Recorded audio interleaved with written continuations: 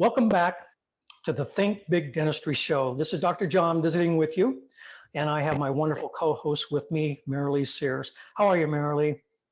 I'm doing great, Dr. John. How about yourself? I'm doing well, thank you. It's really a great spring day out. Shouldn't time things, they say on podcasts, but it's 2 days after Easter, and it's just a wonderful time of the year right now. Yeah, All the birds are out in the mornings, afternoons, and evenings. Mary go out and I go out on the deck here, and we hear the birds in the evenings, and we hear the turtle doves doing their little cooing, and just kind of throws us back to our childhood. And it's just, the morning, afternoon, and evenings are also very pleasant. It's just a fun time of year. I love the spring. We're getting more sunny days here in Washington, and that's always a wonderful thing. And Yeah. I have to say, I actually noticed the birds this morning. It started, I think, around 5, right? Oh, And it really? always it kind of gets you going. Okay, the day's about to begin, right? Like, kind of gives you. It's like the wake up call before the wake up call before the alarm goes off. I love it. Yeah. Yeah. Yeah, So you're up and at it at 5 o'clock in the morning, huh? yeah. I'm usually up. I try to get up between 5 and 5:30. That's my Yeah. ideal for me. Yeah, good for you. I used to do that when I was working. I'd get up at 5:15, 5:30, and I'd be at the office at anywhere between 6:30 and 10 till 7. And I laugh with Mary now that I'm retired. My iWatch alarm goes off at 6:30, and so I get up at that point and get my book and cup of coffee, and I sit out on the deck and we read, and it's kind of like, wow, this is pretty awesome. It sounds pretty awesome. It is. As we know, Dr. John, we don't leave you alone very long. We're always like, okay, time for another podcast, time to talk about a client. Let's talk about business. So yeah, I'm glad you get some relaxation time in there too, though. Yeah, I do. Good reading time, and that's really when, Marilee, I love to do reading and research for our podcast. And so, with that in mind, let's get into this. For the last couple of months or so, we've been talking about letting go of 2020. We've been talking about pivoting. We've talked recently about going from here to there, and here's where we're at, and there's where we'd want to be, and how to accomplish that by becoming great conversationalists. And you talked and you introduced the topic, difficult conversations. And I kind of segue in with a couple of other adjectives, calling them fierce, courageous, and empathetic conversations. And we segued a little bit also with that going into the greatest niche. And I really think the greatest niche that we have with ourselves, as we alluded to in our last couple of podcasts, is our ability to create phenomenal relationships with great conversations. And, when we talk about niche dentistry, I think this is the niche dental practice, is when people can dedicate themselves, and it's a little bit of hard work, it doesn't come easy, to where they develop themselves, Marilee, to where they really become great conversationalists with one thing in mind, and one thing in mind only. What can I discover about you that helps you and I become really good friends so that we can work together in a great way that helps you become a better person? And when we approach things from that perspective, it all opens up to us, all opens up. Empathetic. I threw empathetic into having great empathetic conversations. And to have an empathetic conversation, really, you have to be courageous. You have to be fierce. You have to be willing to go into that difficult zone of conversation and asking. And the greatest way to do that is to ask great questions. And we've talked about that. Great questions, good questions, smart, great questions, genius. And what happens is when we ask great questions, the people that we're asking the questions of, and you've had this happen to you, and I know I have, the greater the question from the person that I'm interacting with, the more intelligent, whether they are or aren't, the more intelligent and caring I automatically think that person is. And I'm more willing to open up. And so empathy is understanding what the other person needs or wants and helping them get it without any consideration for reward or ulterior motives on your end. Whoa. And that right there, not only is it courageous to have the conversation, but then to continually be knowing what the goal of that conversation is, right? And that goal is to discover more and about the patient and to build that relationship. Whereas it is, I would think, almost human nature at times, definitely if we're not paying attention to it, to focus that conversation out on the outcomes that we want versus making it outcome focused for our patients. Absolutely. And this was the core of my practice, merely for a number of years, good number of years, was with my new patients and existing patients also, but I'm going to speak primarily with new patients and how to, it doesn't make any difference whether or not you have 10 new patients a month or 50 new patients a month. What it really depends upon is the quality of your conversation with those new patients.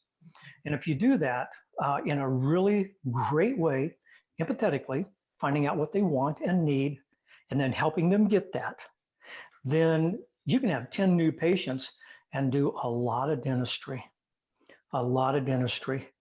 And the other thing about that, Marilee, what's interesting is when you approach new patients with that concept and that idea, they become so engaged, they become excited about you, the conversation, that they then become really great referrers to your practice. Because they can't wait to go home and talk to their family or the people on the other side of the fence and say, hey, you won't believe the conversation and the relationship that I developed with this guy in the dental office. And he made me feel so good, so comfortable and listened to that there's no place else I'm going to go. And he feels so in tune with me. I want you, because you're my best friend, to go and experience the same thing. Because as your friend, I want you to have the best that you can have.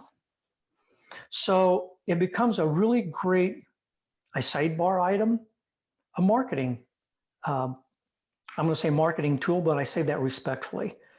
Because right, it's a differentiator. Very much a differentiator, huge differentiator, Marilee. And so I think the greatest differentiator, rather than having an endodontist or a periodontist or whatever beside our name, the greatest differentiator, the greatest niche is becoming a great conversationalist. And by being a great conversationalist, I think it begins, as you spoke about, very much of asking great questions. Right. Absolutely. Because some of it, I know that there's plenty of people going, how do I become a great conversationalist? That sounds awesome, right? But I'm an introvert, or I have these concerns of why I feel like I can't do it. But if we recognize that it's, first of all, a skill that can be built, innately, I do believe, Dr. John, that you have this skill very, very, very, like it's intrinsic to you. But it also is based off of questions. So it's not you coming in and doing a show. It's you coming in and being ultimately curious and invested in that patient. Yeah. You know what, Marilee, when you go into with a patient like that, you have to have an open slate and just ask a simple question and then let the conversation go where the conversation needs to go. You don't need manuscripts. You don't need A to B to B to C and that type of thing. You forget all of that. Forget all of that. And if your staff takes great notes over the telephone about what that patient called about, then you have a little bit of information and you can base a few of your questions initially off of that information, but then go for it. Now, the interesting thing, Marilee, you say that, I've got this and it's just an innate part of me. When I was younger, this was not the case at all. I would be the quiet guy leaning against the wall, kind of looking around and not making eye contact, like, don't come over and start talking to me. So we're going to talk about this in a minute. It's called the soundtracks that we have in our minds. And one of them you mentioned a minute ago is, I can't do that. I don't know how to talk to people. I can't do that. I don't know what questions to ask. So those are the soundtracks that we have going in our minds, and those create huge barriers for us and preventing us from doing what really needs to be done. And so my question is, stop cheating the patient. And stop, Absolutely. yes, and stop cheating yourself with the patient, because there's a great relationship to be had.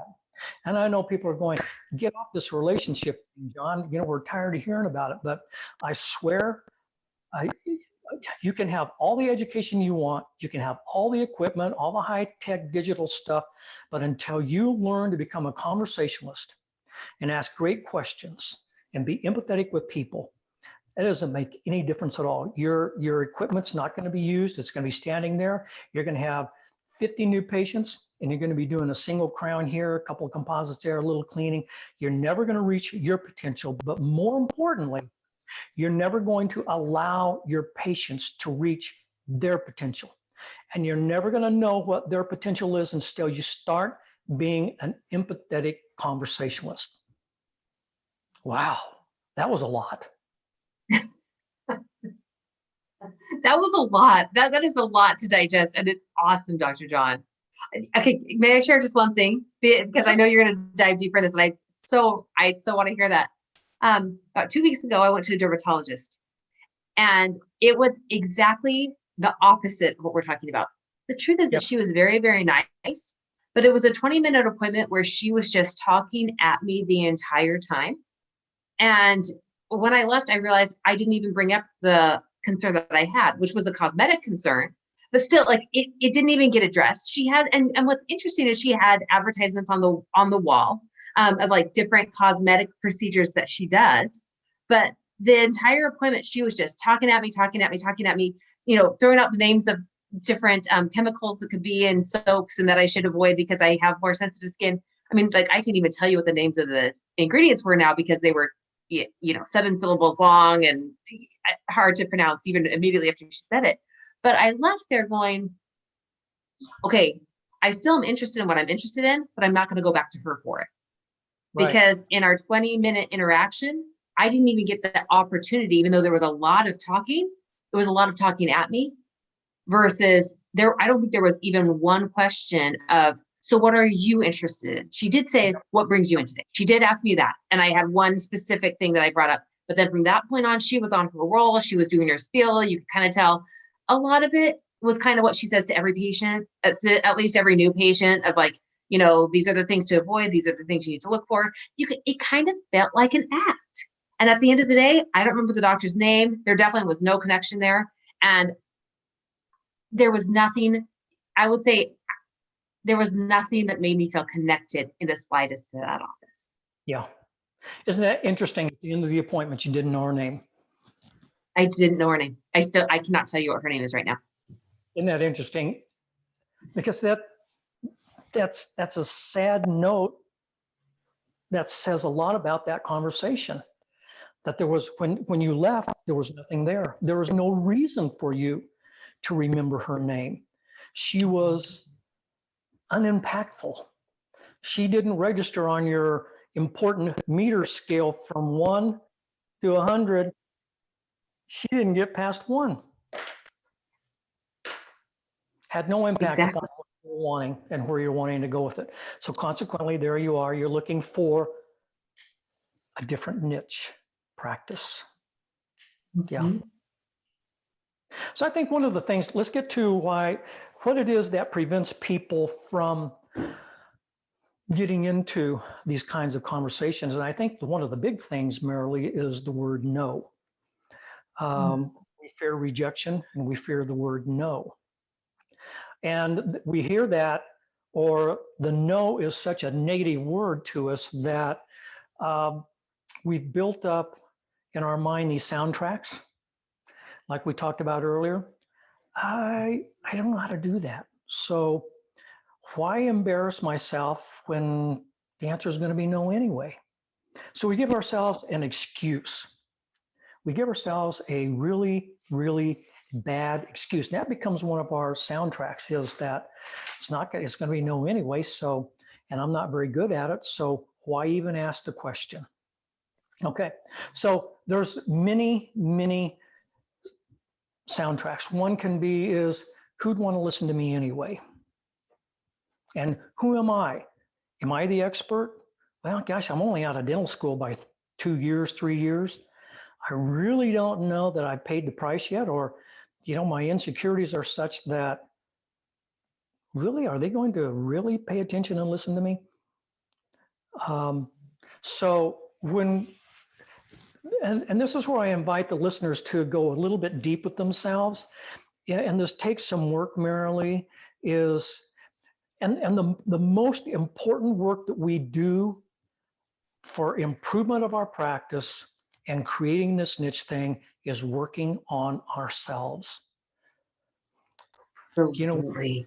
We spend all this time on CE. I've gone through Pankey. I went through the Dawson series as far as I could go with it when I was at that point in my life. I've gone to oodles of the AACD. I've done continuums. I've done so many cosmetic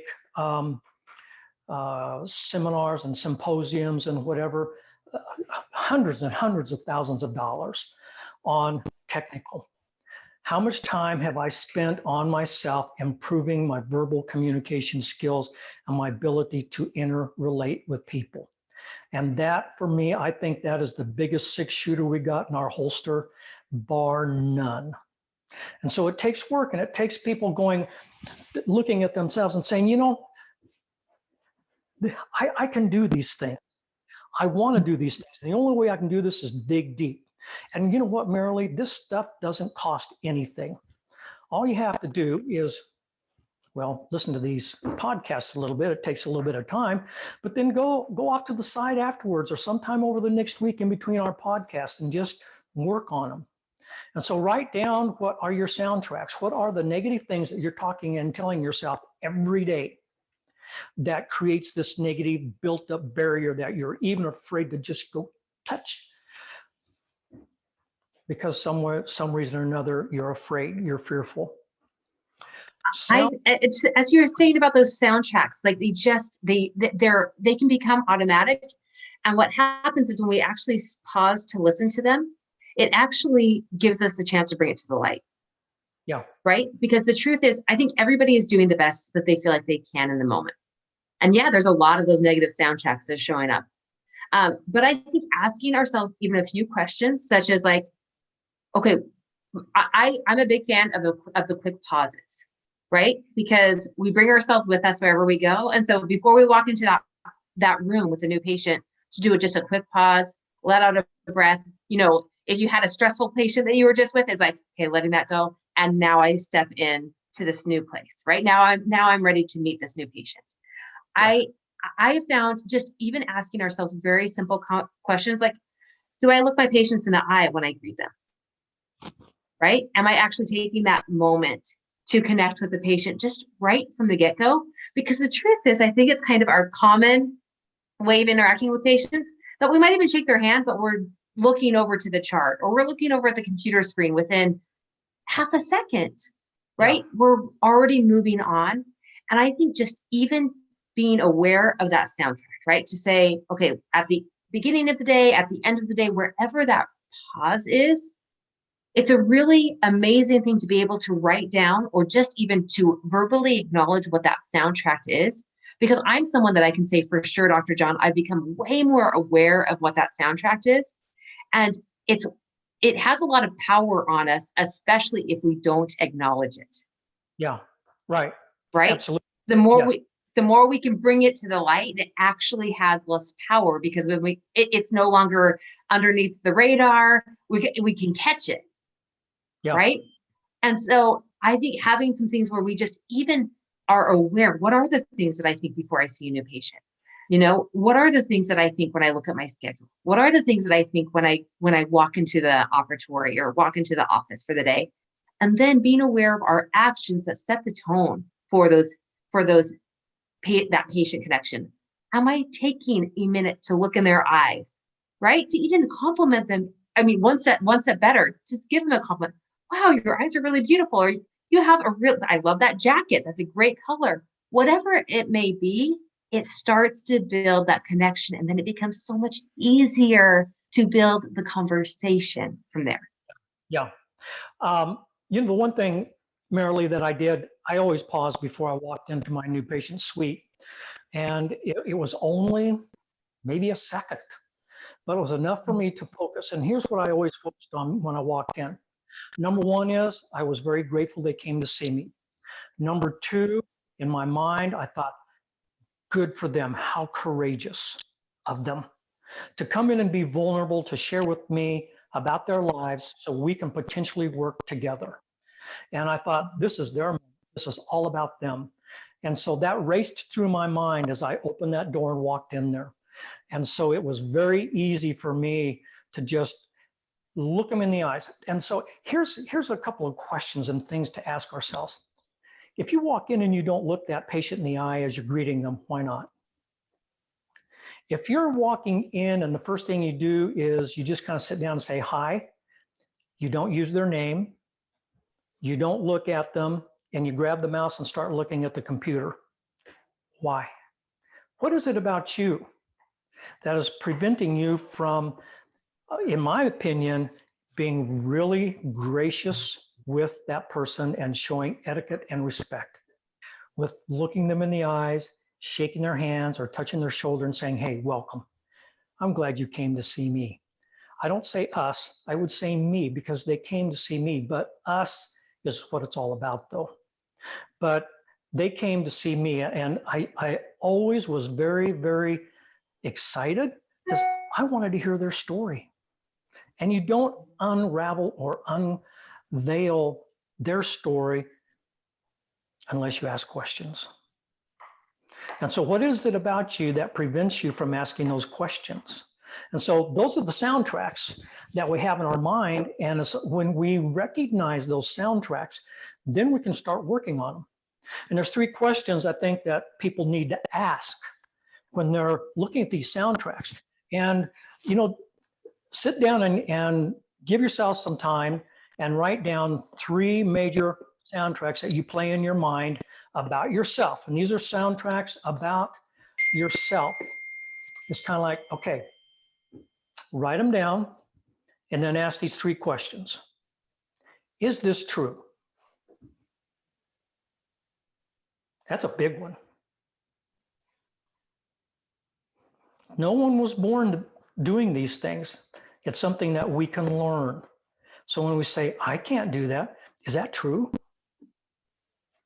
No one's going to come to me because I'm not an expert. Is that really true? Okay. Next one is it helpful? Is that soundtrack helpful for me? Is it helpful for you? If it's not, it's over. Okay. The last one, is it kind? Is this soundtrack kind to me? And does it show kindness as it inhibits and suffocates me to the person I'm interacting with? So is it true? Is it helpful? And is it kind? Ask those three questions. Now, again, these are soundtracks that we have for ourselves, but also soundtracks that we have about others. One soundtrack we may have with new patients is they're not going to do what I recommend and what I suggest. Well, how is it that you're coming about what you say and what you recommend? Is that coming about as you experienced Marilee, where she was telling you, or does it come about with her being very interactive with you and you folks having a great conversation? So, okay, if you say no to any one of those, first of all, it's time to retire that soundtrack. Get rid of it. Now, that's a hard part. That's not easy. That's not easy for us to get rid of those soundtracks because for many years, we've lived with that soundtrack or that belief about ourselves. We have gone through conversation after conversation after conversation, legitimizing it and making it bigger than it really is. So that is kind of like the huge 20-foot brick wall around ourselves that is keeping us captive. So we need to kick it out, get rid of it. Then we need to sit down and give some thought and rewrite that script. Because our brains are never going to, there's always going to be a soundtrack. There's never a time when it is just, or there's very, very, very few seconds when it's just quiet. There's always a soundtrack. So you're saying you got to write the new soundtrack. Right, exactly. Back in 1992, I think it was, I made a decision with my practice that I was going to transition from a general practice to a cosmetic-oriented practice. And that was well before I started thinking in the concept of lifestyle dentistry and how this dentistry changes people's lives. I just knew that I wanted to get into cosmetic dentistry because I wanted to make people's teeth pretty. So I'm thinking, how can I do this? How can this happen? Am I a cosmetic, really? I'd gone through Larry Rosenthal's 3-weekend course down at Baylor University, down in Dallas, Texas. And I came back and I had some skill at that point, even though it was very embryonic. I'm going, okay, can I do this stuff? Am I really a cosmetic dentist? So I walked out of my office on Thursday afternoon at 1 o'clock, had my weekend, and I walked in at 7:30 the next Monday morning. We had our staff meeting, and I announced, I said, ladies, we are now a cosmetic dental practice. We're going to talk and refer to things as far as aesthetics and cosmetic dentistry. So that's what we are.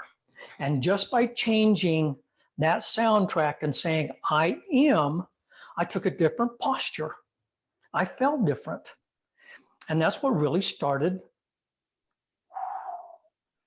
the boom to the dental practice and emphasis in cosmetic dentistry. So I got rid of the old soundtrack, the old thoughts, and I rewrote. Okay, so we eliminate, we retire it, we rewrite, and then we repeat over and over and over again in our minds our new soundtrack until we really start believing it. And the more that we do that, it's like riding a bicycle. The first time we do it, we're just as wobbly as can be, and we're going, oh my God, I'm going to crash. And a lot of times we do. But then we got to get back, and we have to repeat and repeat and repeat until all of a sudden we're riding up and down the street and we're not even thinking about it. And that's the thing, is you get the soundtrack to the point of where you don't even think about it. It becomes part of your DNA. And here's the thing about soundtracks. Soundtracks are thoughts or beliefs that we carry on about ourselves and other people. Soundtracks are thoughts. Thoughts create actions. Our soundtracks head parallel to how we act. They control how we act, and our actions control our results. So if you want to have phenomenal results, then start writing phenomenal soundtracks about yourself and rewrite soundtracks about how you feel about other people. Rewrite your soundtracks about your new patients and going, wow, this is a phenomenal opportunity for me. It's a phenomenal opportunity for them. Let's get in there and let's get this thing going. Boom, you open the door and you're in there and you just light their fire and it takes off. And great questions, genius. Great questions, genius. So this all ties together. And the thing, Marilee, also is, you know, what we're talking about is don't overthink it. Don't overthink all of this stuff. Keep things as simple as possible. You know, Michelangelo, simplicity is the ultimate form of sophistication. Simplicity is happiness. Simplicity is harmony. Nature is simple, and nature is excellent. We love simplicity in our lives. We love simplicity in our relationships. We love simplicity in what we're being told. The simpler the message is, the more we can understand it. Simplicity creates clarity. So again, I emphasize keep things simple for you in this process. That's why don't script it. Let the simplicity of the conversation go in the direction it wants and needs to go. And so what the pandemic taught us, Marilee, is we got suffocated with the complexity of it. It just hammered on us and hammered on us. The information was coming every day. We'd wake up and there's new information. What do you believe? What's going on here? Oh, what you told me yesterday is not true. Is what you're telling me today true? Was yesterday true? Was yesterday a Democratic thought process? Was it a Republican thought process? Depending upon which party you have allegiance to, resulted in what your train of thought was. So we became overwhelmed with complexity. What's a virus? Is the virus going to duplicate? Is it going to mutate? How many times is it going to mutate? Is the mutation going to affect me? Is it going to affect my loved ones? How do we deal with this? Do we wear a mask in our own home? Well, what do we do? So we became overwhelmed with complexity. And what we're doing now is we're simplifying things. And we wanted simplification. And so we narrowed our lives down during that process and we became simple. Mary and I became simple in our relationships with other people. And so we want simplicity. I've been talking a lot, Marilee. No, I was going to say but that's such a great point, Dr. John. This gives us also the opportunity to, sometimes we feel like the best systems are really complex. And what you said is so true. The best systems, the best thing we can base our practices off are actually the most simplistic. Yes. The most productive sales dollar per square foot is the simplest store model there is. And you know what it is. Apple. Is it the Apple Store? Yeah, that's what I would have figured. Apple Store has more sales dollars per square foot by 100 yards over its competitor, its closest competitor. There's no comparison. And what they did was they wanted to make the buying process simple. They didn't want to confuse people, because the more confused people are, Marilee, the more difficult it is for us to make a decision and take action.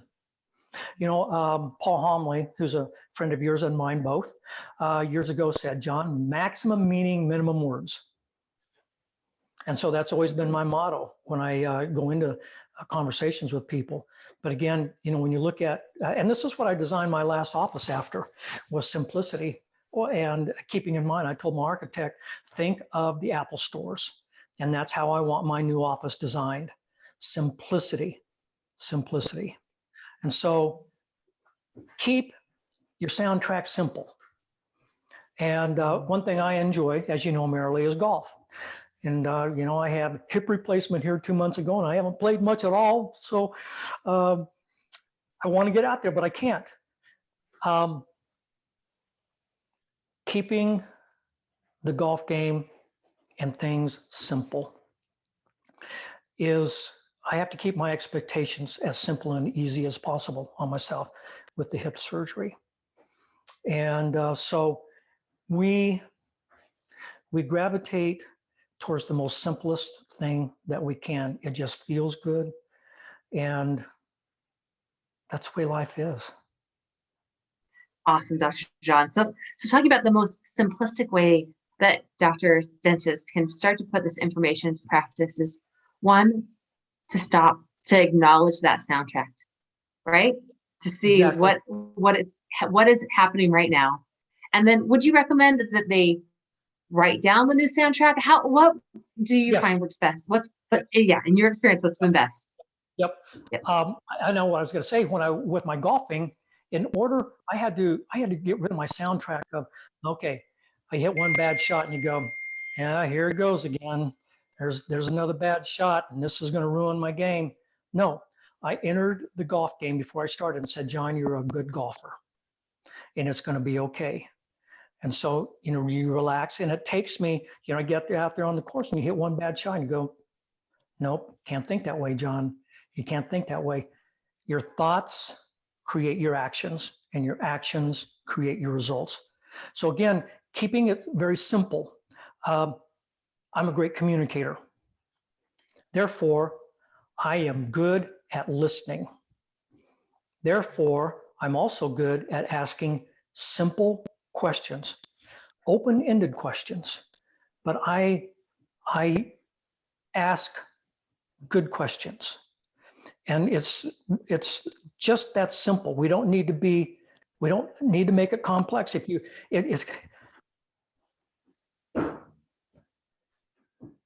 The longer the sentence, the longer the paragraph, the more you're going to have to work at trying to remember it. So make it simple on yourself and make it a 3-word statement, a 4-word statement, maybe a 2-word statement. Keep it simple. So throw it out, rewrite the new one, put it down, and then just repeat it. And get up in the morning and say, hey, as you're getting ready for work or as you're driving in your car, say, I'm a great communicator. I'm empathetic with my patients. I'm empathetic with my patients. I'm empathetic with my staff. I'm a good listener. And so just saying those things over and over again, you will become that. Absolutely, because it will change your actions. Dr. Yep. John, I always love these conversations. I get as much as I think as the dentists and the teams that are listening, because what ultimately these soundtracks, they're just thoughts that we think over and over again. So Yeah. switching over that soundtrack, it's an awesome thing to be able to experience, to acknowledge, and to see the difference. I can speak personally, it has made in my life when I recognize when it's a negative soundtrack, that's just a thought, and a thought can be changed. And Yes. so being intentional about what's that new soundtrack? What's the new Yep. thought I want to think?